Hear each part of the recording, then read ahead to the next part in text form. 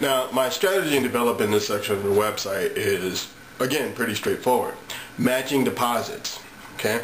When the donors make their deposits into the child's account, they can do it at whim. You know, if they had a good night at poker and want to share $50, no problem. Sign on and make your donation to your V-Kid. But they can also set it up to where we have our matching programs, okay? For every $1 that a recipient puts into their own child's account, we can have donors match that money, you know, typically at a 1-to-3 or a 1-to-4, 1-to-5, whatever ratio.